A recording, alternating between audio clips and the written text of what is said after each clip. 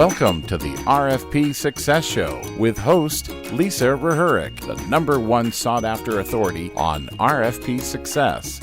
Each week, we bring you information, strategies, or resources to help you win more business through RFPs and have a little fun doing it.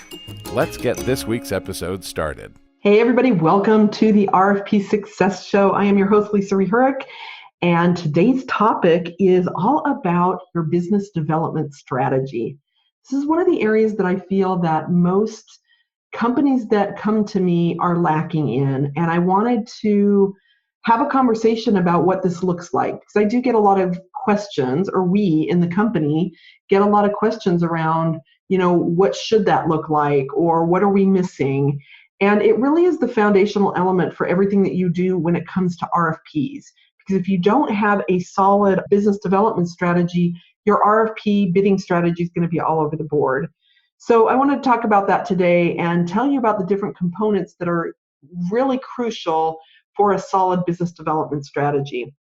And this is something that we do with our clients annually. We suggest that you sit down and revisit the strategy on an annual basis because it will change. This isn't something that's just one and done. There will be elements of it that can carry over. So the biggest heavy lift is on the first one. But indeed, after that, again, annually, you need to revisit this because the market changes, your products or services might change, your competitors change, new competitors come in, some people go out, all of that kind of stuff. So you really want to make sure that you make this part of your overall business strategy is having a solid business development strategy. So what does that look like? What does business development strategy look like? Well, the first thing, and this is probably something you've already done at some point in your business, is that market analysis. Really understanding what the market is looking for, what the market needs in relation to what you offer. And there's a whole lot of different things that, we could get really into a long conversation about what that looks like. But the main things that you want to pay attention to are, what is the market looking for and why generally is the market needing that? What is the general need for that particular thing?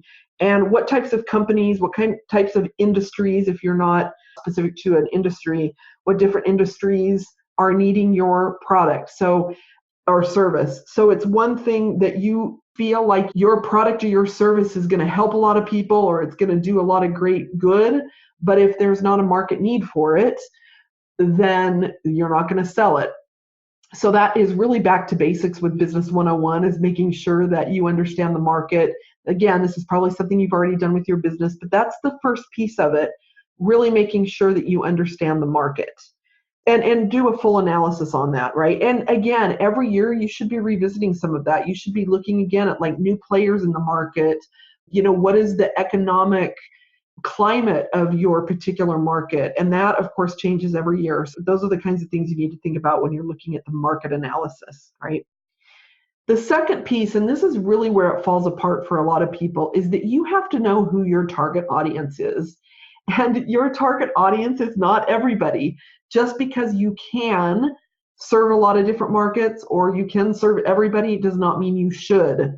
So let me repeat that because it's really important. Just because you can does not mean that you should. Here's the reason, is because you can't market to everybody, and I highly doubt that you have enough internal resources, time, energy, money, people to just do endless research. Because when I start getting into some of this, there's a lot of research that has to take place.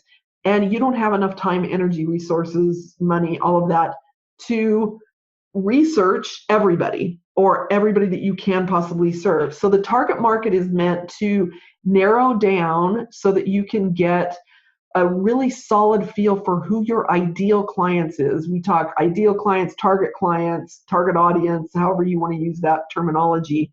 And you don't have to make this super narrow, but you've got to make it more narrow. Who ideally do you want to work with? We always suggest kind of pulling 3 different tiers. Like here's the top tier, which is here are the people that we really, really love to work with. And what you want to do, so on tier 1, what you want to do is you really want to talk about, in a perfect world, here's everything that defines my ideal client, and some of it will be demographic. So where are they? What kind of industry? What falls in demographic is maybe age ranges, ethnicity, any of that kind of stuff that fits into that target, that tier one, and that's your dream client. So get really selfish with it, right? The other piece that falls in there is not just the demographics, but the psychographics. Like, what do they value? What are they afraid of?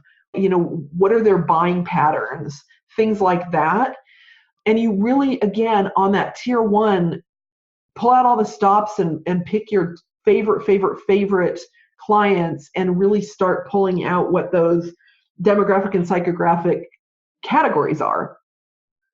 You also then want tier two and tier three. So the first thing you need to do is identify, those demographics and psychographics for tier one, tier two, and tier three. So tier two is not quite dream clients, but they're probably pretty, your solid base of clients. Your dream clients, you're going to have a smaller number of those. That tier two is going to be a pretty solid bunch. And then tier three is maybe more of the outliers. So you define your demographics and psychographics, and then you start identifying companies that fit, or agencies or organizations, whatever that looks like for you, that fit those profiles. And yes, I know what you're thinking. This is a lot of work. It is a lot of work, but it's a lot less work than bidding on a bunch of stuff you shouldn't be bidding on. And what happens is when we don't understand who our target is, we tend to do that. We tend to just bid on anything that comes across our table, across our desk, anything that we think we can do, instead of saying, hey, is this really viable for us? I just worked with a client a couple months ago on a project, and it was brutal. It was a very, very brutal response for numerous reasons.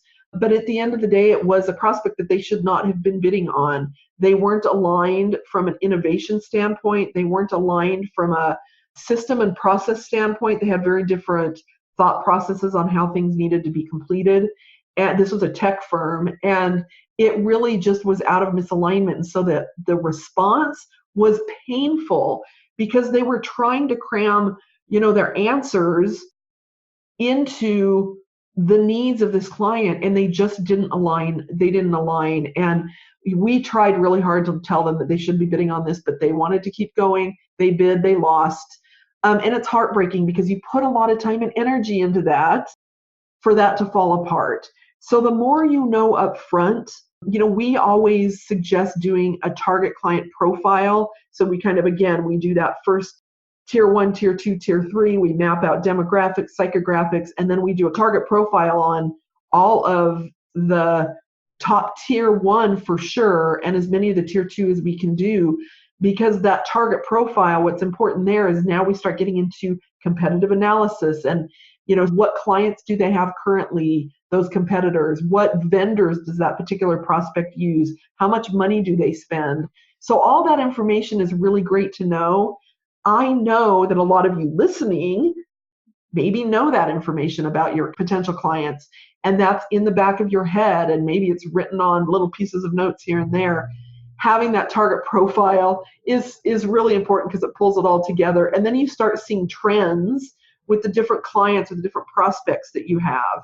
And then you also will start seeing trends with competitors. So there's a whole lot of domino effect when you have this done right. And there is a whole lot of bad domino effect when you have it done wrong. So the target clients in that profile is really important. Then the third piece of the business development strategy puzzle is relationship building. Okay, now you know who all of these are. Please don't just sit back and wait for an RFP to hit your desk.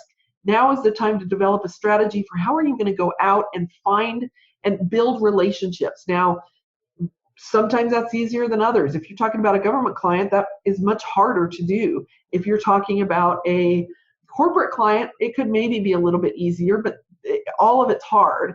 There can be a lot of ways that you can do things that you can get really creative with. I hear people tell me all the time, Lisa, we can't talk to anybody in the government once the RFP is coming out. And I'm like, right. That's why I'm telling you to relationship build before that comes out. There are reverse procurement events that you can go to. Go to bidders conferences that you're not bidding on, and just you want it to be something that's similar in nature, right? But maybe it's an RFP that you're not bidding on, but you want to go and just see who else is there.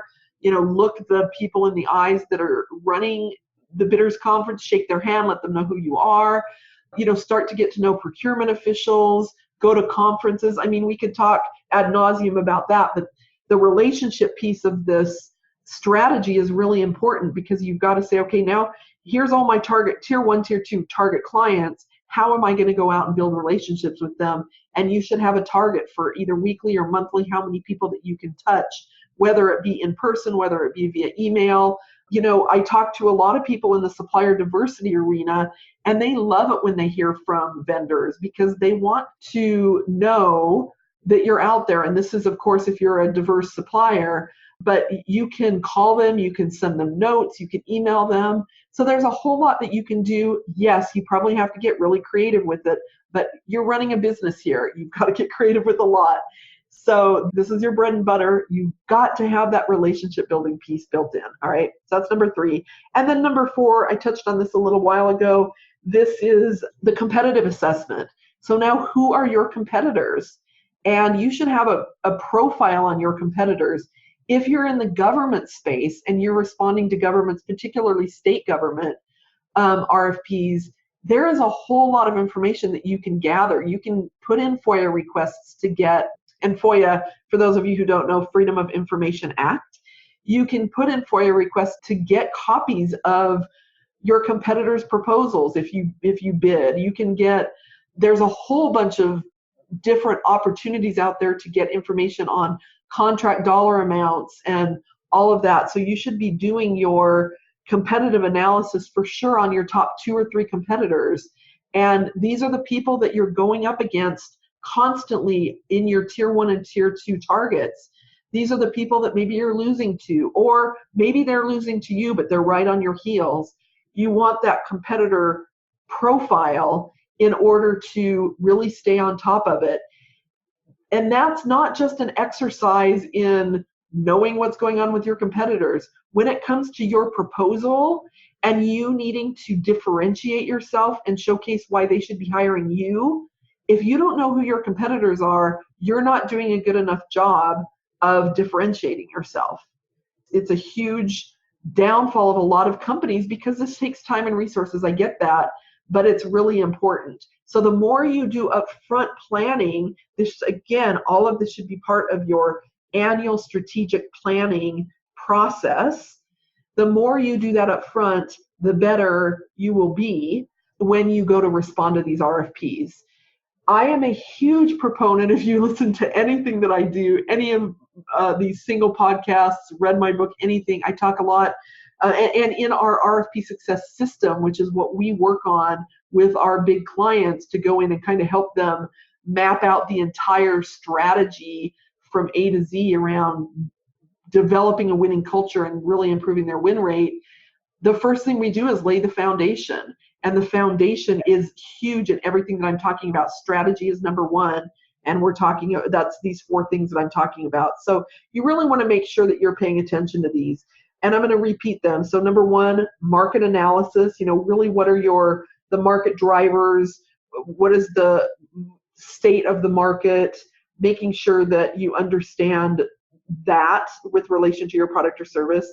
Number 2 is the target clients, making sure that you've got profiles.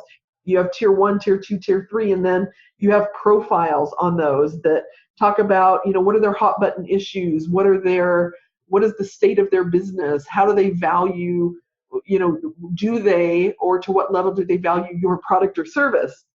Then number 3, your relationship strategy, relationship building strategy. How are you going to reach these people? And then last but not least, the competitive assessment. You've got to make sure that you've got your competitors and you're paying attention. All things you should do every year. And you see things shift, you should make adjustments to that. And the great thing about doing this in more of a systematized way and having these profiles is that everybody on your team then can be reading these profiles and looking at them, and you can all be on the same page and everybody will understand everything instead of you just trying to communicate it to them verbally. So that's a lot of information, I know, but go out, start working on your strategy. It is very, very important. I think that you'll find it'll make your life easier when it gets to actually responding to RFPs, and you're going to see that helps support improved win rates. So thank you for being here. Again, my name is Lisa Rehurek. I am the founder of the RFP Success Show. I'm also founder and CEO of the RFP Success Company, and we will see you back here next week. You have been listening to the RFP Success Show with RFP expert Lisa Rehurek, author of the RFP Success book. If you haven't subscribed to the podcast yet, make sure you click the subscribe button so you don't miss a show. And thanks for spending time with us today.